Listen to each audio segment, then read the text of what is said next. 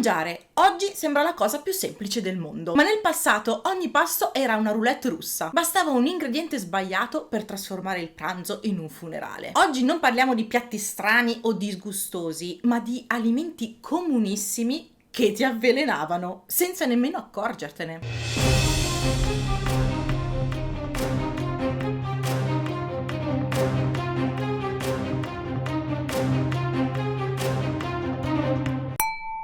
Iniziamo subito con una piccola delizia che ha accompagnato i nostri antenati per secoli. Il piombo. Già gli antichi romani lo amavano. Otri, brocche, pentole, ovunque ci fosse da conservare liquidi, il piombo era l'opzione comoda. Economico, malleabile, resistente, ma discretamente velenoso. Ma il top lo raggiungevano con il de frutum, uno sciroppo di mosto d'uva cotto a lungo in calderoni di piombo per addensarlo e dolcificarlo. Risultato? Un aroma gradevole e un generoso carico di piombo disciolto. Il de frutum veniva poi aggiunto al vino, ai dolci, alle salse, praticamente il ketchup romano, solo che oltre a insaporire regalava coliche, dolori articolari, infertilità, danni neurologici e nei casi peggiori la morte. Per fortuna oggi non dobbiamo più preoccuparci di avvelenarci a tavola, ma possiamo concentrarci solo su cosa cucinare. Io per semplificarmi la vita uso HelloFresh. Scelgo le ricette che voglio ed HelloFresh pensa tutto il resto. Mi arriva a casa una box con tutti gli ingredienti freschi e già dosati per cucinare senza lo sbatti di fare la spesa.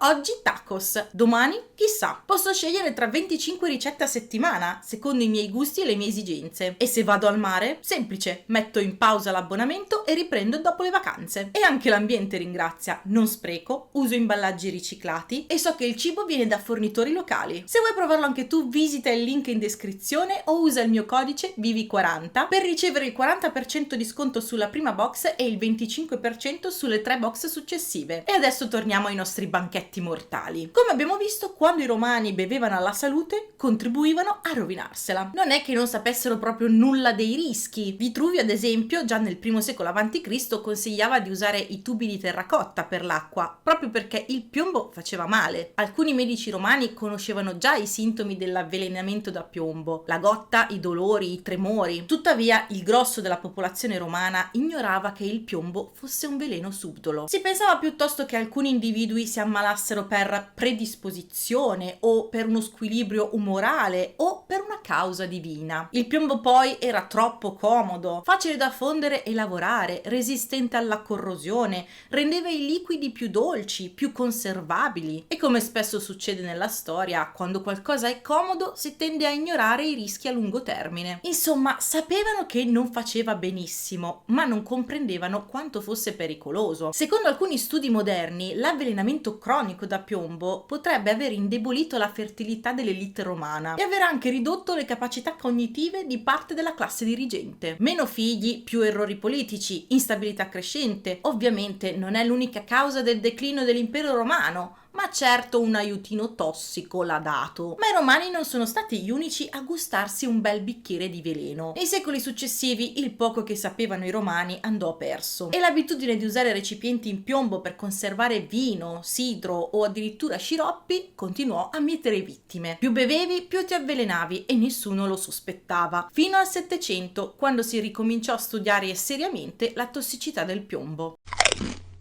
Dopo il piombo passiamo a un altro regalo che la storia dell'alimentazione ci ha fatto. Un fungo assassino nascosto nel pane. L'ergot, un fungo che attacca i chicchi di segale, trasformandola in segale cornuta, proprio per via di queste escrescenze fungine a forma di corna. Quando finiva nel pane, l'ergot rilasciava potenti tossine alcaloidi che agivano sul sistema cardiovascolare e nervoso. E qui cominciava un triste spettacolo. Crampi, convulsioni, allucinazioni, dolori lancinanti alle braccia e alle gambe. In molti casi la circolazione si bloccava del tutto, portando a necrosi e cancrena. Gli arti diventavano neri, si mummificavano e si staccavano da soli. Per questo l'ergotismo venne soprannominato per secoli il fuoco di Sant'Antonio. I malati dicevano di sentire le membra ardere come fossero in fiamme. Le prime grandi epidemie documentate risalgono addirittura al 994, quando in Francia morirono migliaia di persone dopo aver consumato pane contaminato. Uno degli episodi più surreali legati all'ergot fu fu la piaga del ballo. A Strasburgo nel 1518 decine e decine di persone iniziarono a ballare per strada, non per ore, per giorni interi, senza sosta, finché alcuni non crollarono per infarto. Ancora oggi non sappiamo con certezza cosa sia successo, ma molti storici ipotizzano che il pane contaminato da ergot possa aver scatenato quella forma collettiva di delirio motorio. E già che siamo sulle allucinazioni, qualcuno ha cercato di collegare l'ergot con la storia delle streghe di Salem. L'idea è che il comportamento strano delle giovani accusatrici fosse dovuto proprio all'avvelenamento da segale contaminata. Per secoli nessuno riuscì a capire cosa stesse succedendo. Si parlava di maledizioni, punizioni divine, epidemie misteriose. Solo molto più tardi, tra 700 e 800, si cominciò a sospettare il collegamento tra il pane infetto e i sintomi e si adottarono così sistemi per pulire e controllare la segale. Fino ad allora bastava fare colazione per rischiare l'inferno. Ma dall'ergot non sono arrivate solo carestie, deliri mistici e amputazioni. Nel 1938 un chimico svizzero di nome Albert Hofmann, studiando proprio gli alcaloidi dell'ergot, sintetizzò una certa molecola chiamata LSD. Insomma, l'ergot ha fatto ballare gente in preda alle allucinazioni nel Medioevo e ha fatto ballare i figli dei fiori negli anni 60. Finora abbiamo visto veleni che in un modo o nell'altro ti lasciavano qualche margine. Il piombo ti avvelenava a rate, l'ergot invece bastava una sola pagnotta contaminata, ma gli effetti erano variabili. Ora arriviamo però a qualcosa di molto più spietato: i funghi velenosi. Qui non c'era margine di trattativa, sbagli specie, sbagli una volta sola. Il campione assoluto è l'amanita falloide, detta anche angelo della morte o ovolo bastardo. Dire che il nome rende abbastanza i suoi effetti. È responsabile di circa il 90% di tutti i decessi da avvelenamento da funghi. Il problema è che assomiglia a tanti funghi commestibili. Colore chiaro, aspetto innocente, dentro però nasconde delle tossine micidiali, le amatossine. Se le mangi, dopo 6 o 12 ore inizi ad avere nausea, vomito, dolori. Poi c'è una fase ingannevole in cui i sintomi sembrano migliorare e infine, nel giro di 24 o 48 ore, arriva il danno irreversibile al fegato e ai reni. Se non si interviene subito, l'esito è spesso letale. Si sospetta che l'imperatore romano Claudio sia stato ucciso proprio così: un piatto di funghi forse manomessi da Agrippina per facilitare l'ascesa al trono di suo figlio Nerone. E non solo Claudio, anche Papa Clemente VII e l'imperatore Carlo VI d'Asburgo avrebbero fatto la stessa fine, secondo alcune fonti. La morte di Carlo VI scatenò la guerra di successione austriaca, con mezzo continente coinvolto. Voltaire commentò ironicamente: questo piatto di funghi ha cambiato il destino dell'Europa. Ancora oggi chi raccoglie funghi senza le adeguate precauzioni rischia di rientrare nella statistica. Non serve un avvelenatore di corte, basta confondere un cappello col suo sosia. Insomma, i funghi velenosi sono democratici. Colpiscono principi, papi e raccoglitori della domenica senza distinzione.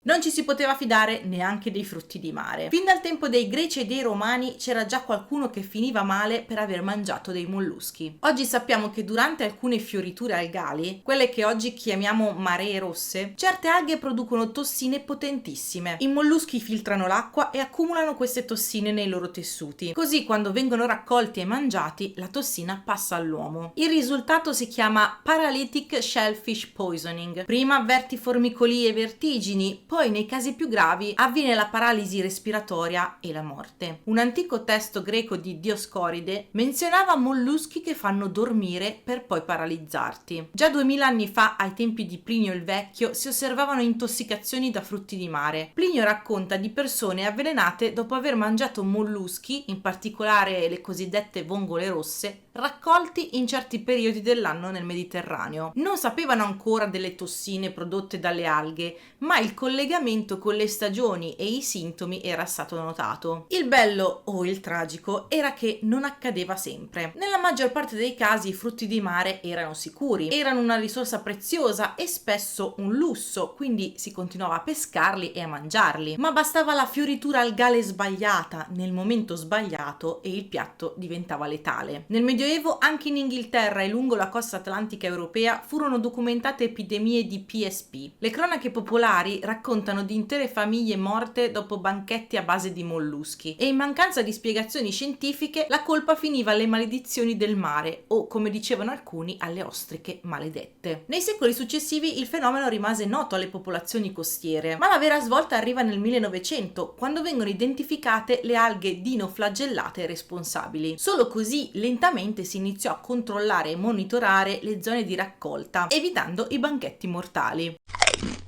Dopo i veleni nei campi, nei funghi e persino nel mare, entriamo proprio in cucina. Qui il pericolo non era un ingrediente esotico, ma le conserve fatte in casa. Sottoli, salse, verdure fermentate, carne e pesce in barattolo. Bastava non sterilizzare bene una conserva prima di sigillarla e dentro poteva svilupparsi il Clostridium botulinum, noto come botulino, il batterio che produce la tossina alimentare più potente al mondo. Il batterio cresce in ambienti senza ossigeno e quindi barattoli chiusi, conserve, sottolio e insaccati. Basta una piccolissima quantità per bloccare il sistema nervoso, provocando paralisi progressiva, difficoltà respiratorie e spesso morte. E cosa peggiore, non ha odore, non ha sapore e non cambia il colore del cibo. In pratica è il veleno perfetto, tu lo mangi e non ti accorgi di niente, fino a quando inizi a non respirare. Nel passato, soprattutto nelle campagne, fare conserve era un'arte di sopravvivenza, ma senza le conoscenze moderne era rischioso. Già nel Settecento compaiono i primi casi documentati. Nel 1735 in Pennsylvania diverse persone furono avvelenate da conserve fatte in casa. In Europa ci sono cronache di famiglie decimate dopo aver mangiato verdure sott'olio o carni conservate in modo improprio. Non c'erano frigoriferi, non c'erano bolliture a pressione, conservare significava spesso rischiare. Solo nel 1895 Emil van Ermenhem isolò finalmente il batterio responsabile dopo un'intossicazione avvenuta in Belgio. Da lì in poi, piano piano, sono state sviluppate le tecniche moderne: sterilizzazione ad alta temperatura e pressione, acidificazione mirata, bolliture prolungate. Nell'industria alimentare queste tecniche hanno praticamente eliminato il rischio, ma anche per le conserve fatte in casa la situazione è cambiata. Oggi abbiamo linee guida precise su come sterilizzare i barattoli e quali alimenti richiedono l'acidificazione, ma fino a tutto il Novecento il rischio botulino era sempre dietro l'angolo.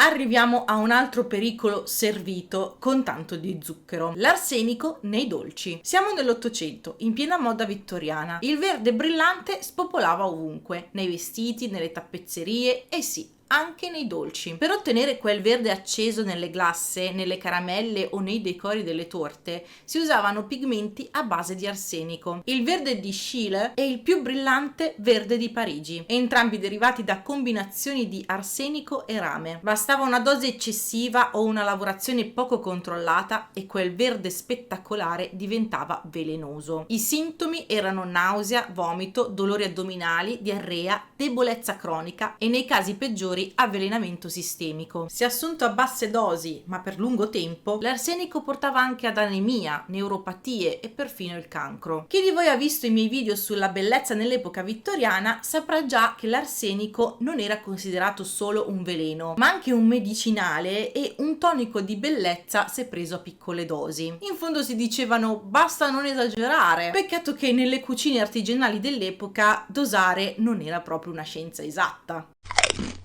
E se pensate che il peggio sia finito, ci sono ancora piccoli veleni quotidiani che potrebbero sorprendervi. In Grecia, durante la marcia nel Ponto, i soldati di Senofonte mangiarono un miele prodotto dalle api che si nutrivano di rododendri. Poco dopo iniziarono i problemi: nausea, vertigini, allucinazioni. Quel miele esiste ancora oggi e viene chiamato miele pazzo. Anche le mandorle amare contengono amigdalina, una sostanza che nel nostro corpo può trasformarsi in cianuro. Oggi vengono trattate per renderle sicure, ma in passato bastava esagerare con le quantità per correre seri rischi. Nei semi di albicocche, pesche e ciliegie si nasconde la stessa sostanza, l'amigdalina. In passato venivano usati in alcune ricette e rimedi popolari, ma in quantità eccessive possono diventare pericolosi. Anche le patate possono essere insidiose. Se restano troppo esposte alla luce diventano verdi e accumulano solanina, una tossina che può provocare nausea e nei casi peggiori disturbi neurologici. La regola è semplice: se vedi il verde non la mangiare. Quindi state attenti, anche quando crediamo di aver domato la tavola, il veleno può nascondersi dove non te l'aspetti. Fatemi sapere nei commenti quali di questi piatti letali vi ha scioccato di più e se conoscevate già queste storie. Ci vediamo al prossimo video, ciao!